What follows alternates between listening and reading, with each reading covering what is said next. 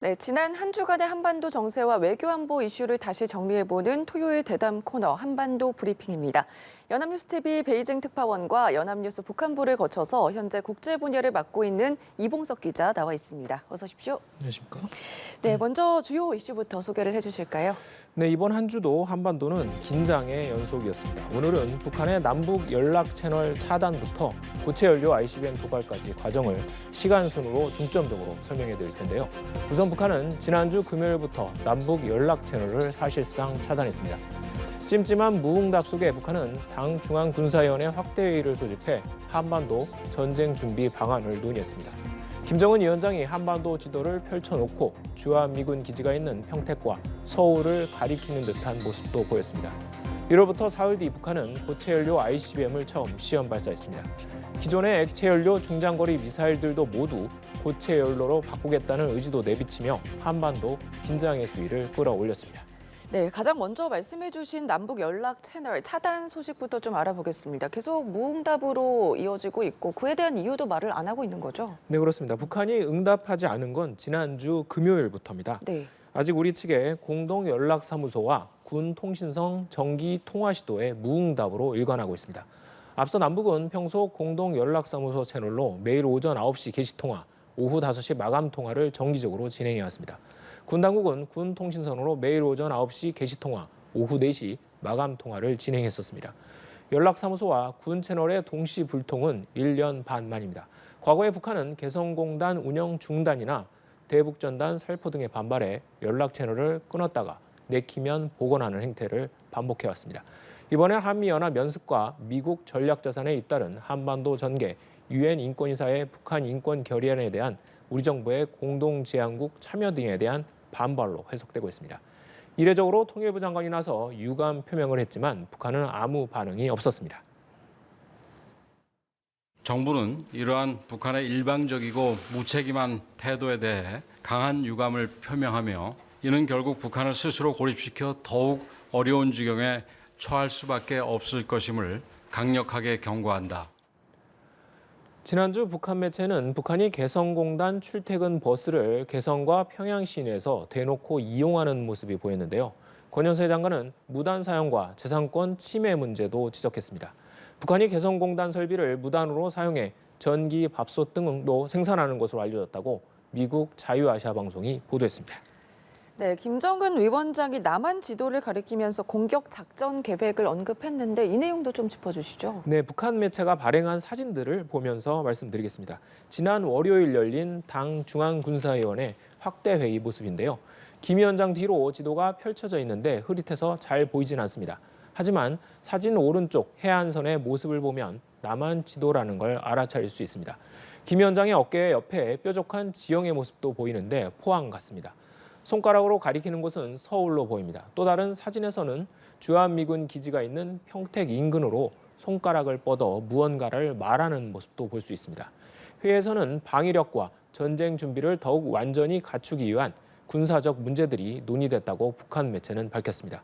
북한은 최근 한미가 실시한 연합연습 자유의 방패를 북한과 전면 전쟁을 가정한 것이라고 보고 있는데요. 어떤 수단과 방식으로도 대응이 불가능한 다양한 군사적 행동 방안들이 회의에서 만장일치로 가결됐다고 보도됐습니다.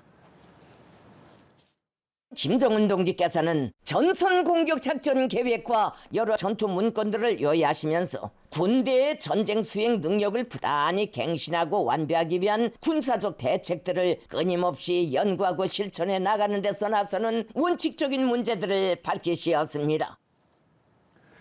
김 위원장은 전선 공격 작전 계획과 여러 전투 문건들을 보고받았다고 하는데요. 전선 공격 작전 계획이라는 말은 북한 매체에 처음 등장한 용어입니다. 김 위원장은 또 전쟁 억지력을 더욱 공세적으로 확대할 필요성에 대해 강조했는데요. 여기서 말하는 억제의 수단은 바로 핵입니다. 그러니까 남한 지도를 펴놓고 노골적으로 핵 위협을 가한 셈입니다. 또 최근 북한의 도발이 잠수함 발사 전략 순항 미사일과 KN-23 화성 17형 수중 핵 드론 등 핵 탑재가 가능한 무기들에 집중돼 있다는 점을 통해서도 이런 점을 알 수 있습니다. 네, 그리고 북한의 최근 도발이 있었습니다. 중앙군사위 확대회의 개최 사흘 만에 처음으로 고체 연료 ICBM을 시험 발사한 거죠. 네, 그렇습니다. 최근 북한의 도발 행태에는 패턴이 있습니다. 네. 바로 최고 의사결정기구인 당 중앙군사위원회 회의 개최 며칠 뒤에 ICBM을 시험 발사하고 있는 건데요. 고체 연료 ICBM 발사 시간은 목요일 오전 7시 23분쯤입니다. 발사일은 김정은 국방위원회 제1위원장 추대 11주년이자 김일성 생일 111주년을 이틀 앞둔 날이었습니다. 미사일은 약 1,000km 비행했고요. 정점 고도는 3,000km가 안 된 것으로 알려졌습니다. 지난달 쏜 화성 17형이 6,000km 넘게 올라갔는데 절반 정도에 그친 셈입니다. 정상 각도 발사 시 10,000km가 넘는 다른 ICBM과 달리 실제 사거리가 5,000km 정도에 그칠 것으로 추정됐습니다. 발사 당일에도 우리 군은 화염 모양이 기존과 다르다며 고체 연료 ICBM일 가능성에 주목했었습니다. 북한이 공개한 사진을 통해서도 발사 시 불꽃과 짙은 연기가 넓게 퍼지는 모습이 보이는데요. 전형적인 고체 연료 미사일의 연소 특성이라고 합니다. 다음 날 북한은 고체 연료 ICBM 화성 18형이라고 밝혔습니다. 지난 2월 인민군 창건 75주년 기념 열병식에서 처음 공개한 지 2달 만에 시험 발사에 나선 겁니다. 이에 앞서 북한은 작년 12월 140톤 포스급의 고출력 고체 연료 엔진 지상 분출 시험에 성공했다고 발표한 바 있습니다. 북한은 또 새로운 무기 체계라면서 또 다른 위력적 핵 공격 수단의 출현이라고 과시했습니다. 극도의 불안과 공포를 운운하며 핵 위협을 가하기도 했습니다.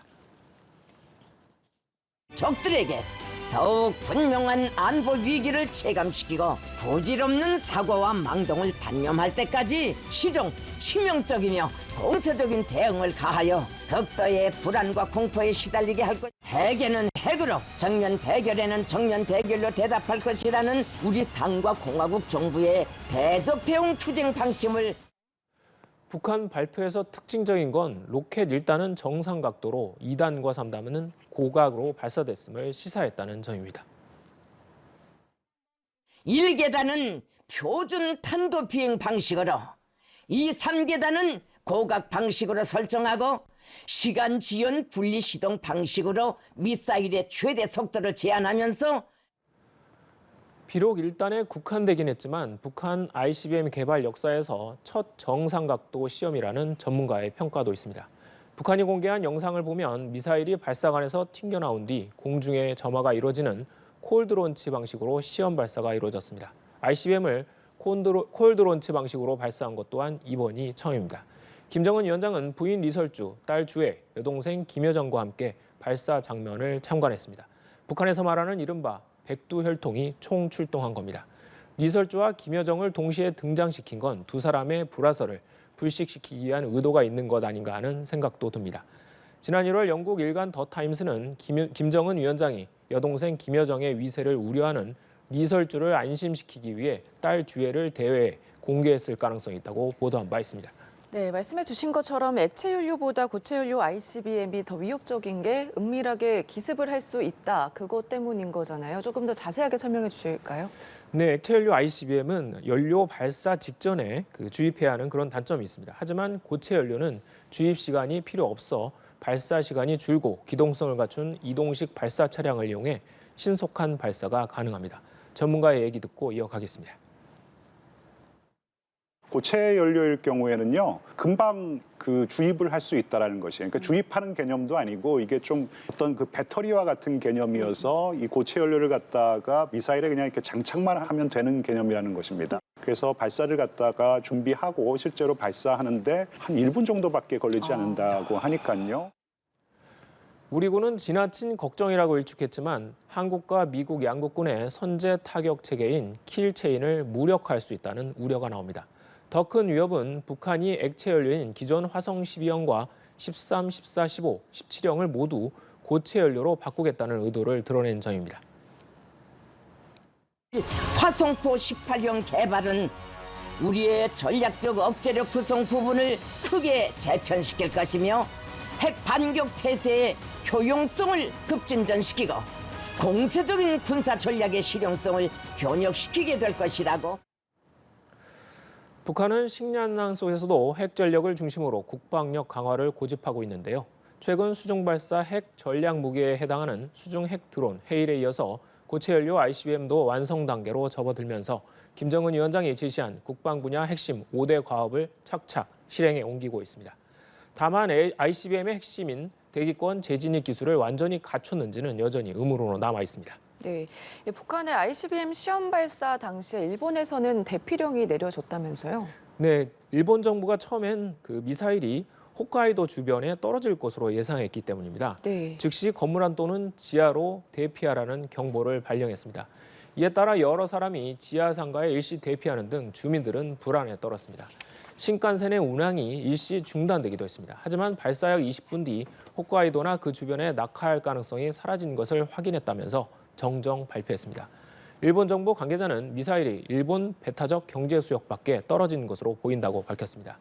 일본이 혼란을 빚은 건 로켓 1단은 정상 각도로 발사됐기 때문입니다. 2단과 3단은 고각 발사 방식으로 바꿨는데요. 3단까지 모두 정상 각도로 발사됐다면 홋카이도 주변에 떨어질 것으로 내다본 겁니다. 일본 정부는 미사일의 탐지 직후 레이더에서 소실됐다고 밝혔는데요. 이 역시 북한이 중간에 발사 방식을 바꿨기 때문으로 풀이됩니다.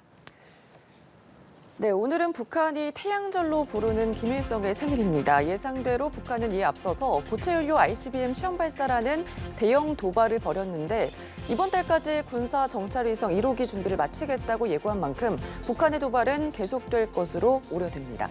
네, 한반도 브리핑은 이봉석 기자가 이번 주까지 해주셨고요. 다음 주부터는 이준삼 기자가 맡아주실 예정입니다. 네, 이 기자님 그동안 고생 많으셨습니다. 감사합니다.